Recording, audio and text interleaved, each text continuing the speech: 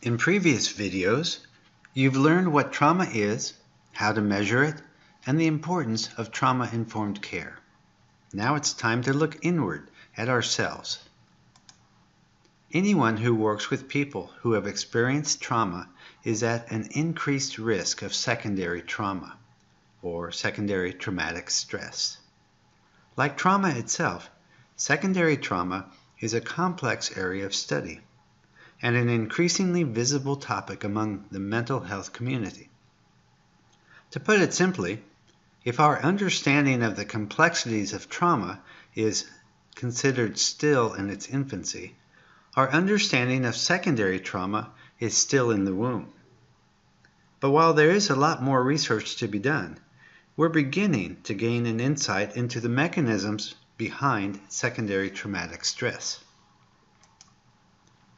In this training, we'll define secondary traumatic stress. We'll discuss burnout, compassion fatigue, and vicarious trauma. We'll learn why secondary trauma occurs and how you, as a mental health professional, can respond.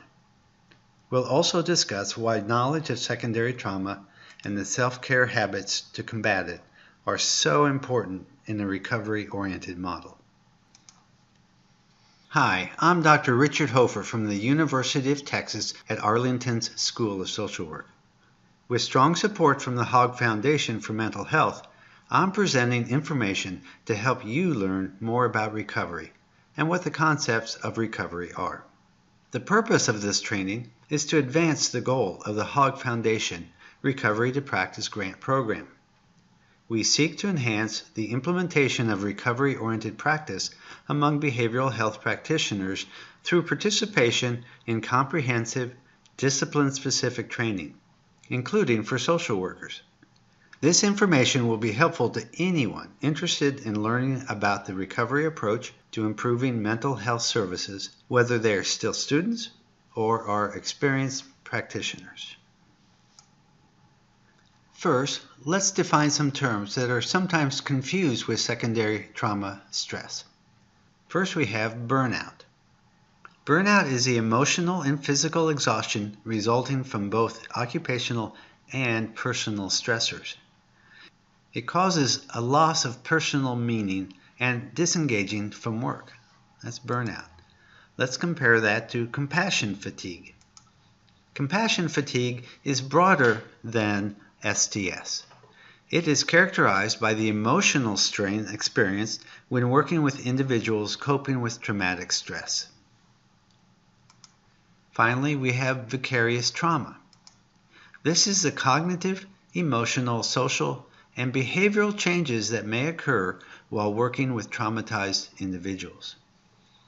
All of these have a lot of overlap with our topic today, which is secondary trauma stress, but they're not the same thing. Secondary traumatic stress, or STS, includes symptoms similar to PTSD that can occur in providers who frequently listen to trauma histories. As we've discussed, the three areas of PTSD symptoms are intrusive recollections, avoidance or numbing of feelings, and hyperarousal, where you're on watch for anything that might be threatening, and everything seems threatening.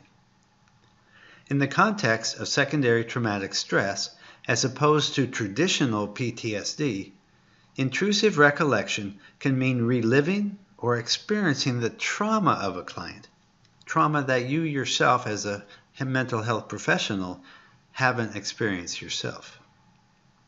While areas such as stress, burnout, and compassion fatigue overlap, knowing the subtle differences between them can help you pinpoint areas of difficulty in the future. For example, stress versus burnout. Let's talk about the difference between stress and burnout. Since it's common to confuse these two concepts, let's talk about the difference between stress and burnout. Stress includes over-engagement with work. You're doing too much work. You're too involved with it. You have more reactive emotions. Something happens and it triggers you. You also have a great sense of urgency or hyperactivity. More and more has to get done.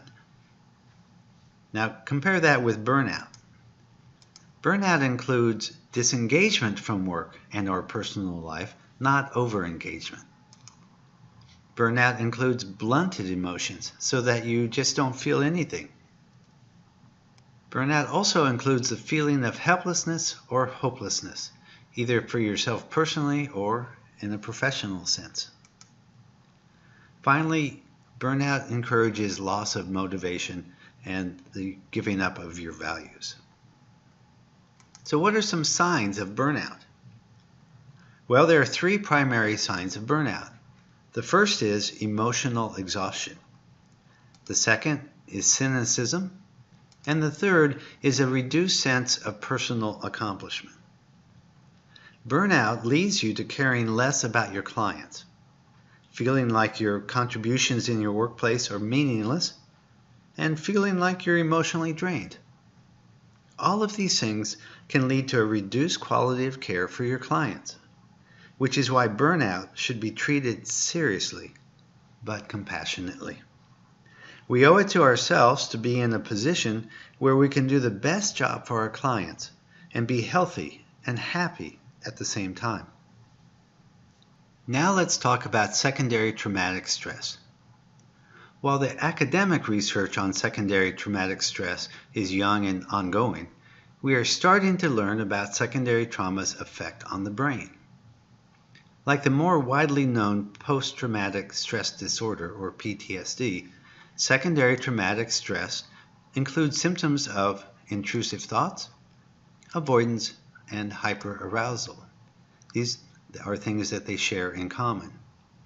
But PTSD and STS are different in that PTSD events happen to the person with the disorder, and in STS, the events happen to someone else. It's secondary trauma, not primary trauma.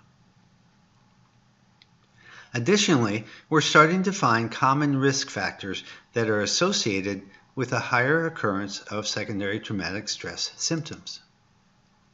These include treating a large percentage of traumatized clients, having a personal trauma history, especially for therapists who have experienced trauma themselves, such as sexual or domestic abuse, and who are supporting sexual or domestic abuse victims. Another risk factor is avoiding strong emotions. Also, rigidly adhering to a preferred clinical model can be a risk factor for secondary traumatic stress. Some more risk factors for STS include holding negative appraisals of the impact caused by indirect exposure to trauma, feeling a reduced sense of safety, or that is, you no longer believe that you're secure or safe from harm. Feeling uselessness and helplessness regarding professional self-efficacy is another risk factor for STS. Finally, we're holding an inflexible belief that the therapist is the primary agent of change. So why are we discussing secondary traumatic stress in the context of the recovery to practice model? As we've discussed, a recovery-oriented model treats a client as an equal in the treatment process. Whether you've experienced past trauma firsthand, experienced trauma secondhand through a client, or are experiencing mental health symptoms in any other area, for you to be an effective mental health practitioner in the recovery-oriented model, you need to be taking care of yourself first. Knowing about and practicing self-care is vitally important in the recovery-oriented model.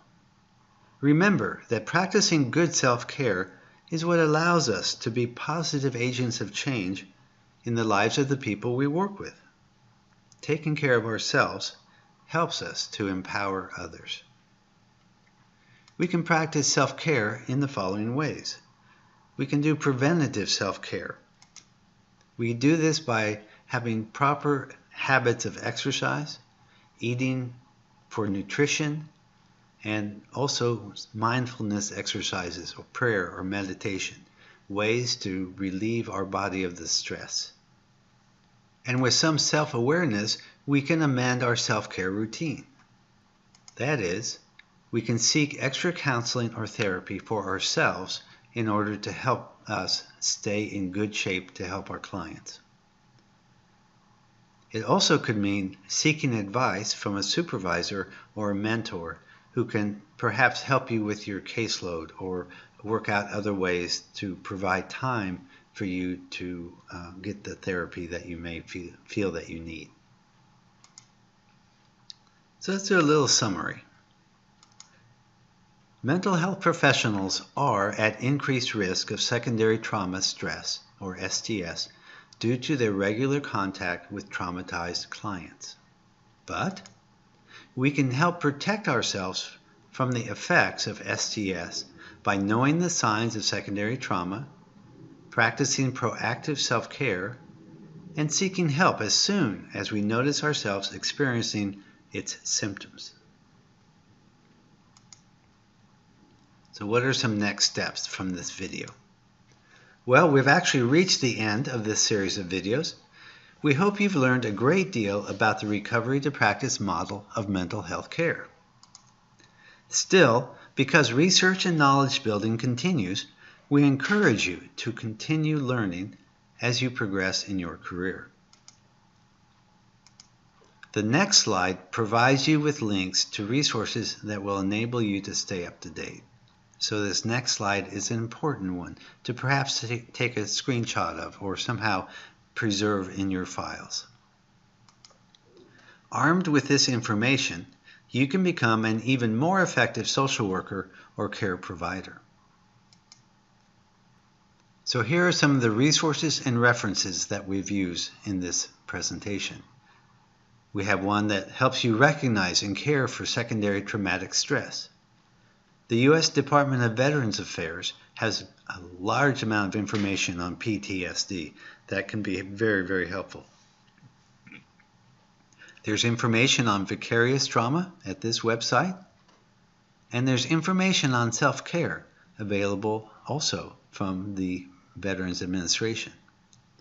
If you want to look for information about support for family and friends, again, the VA has a very useful website. So this is Dr. Richard Hoefer. I hope that you've learned a lot and enjoyed this series of Hogg Foundation grant-supported videos.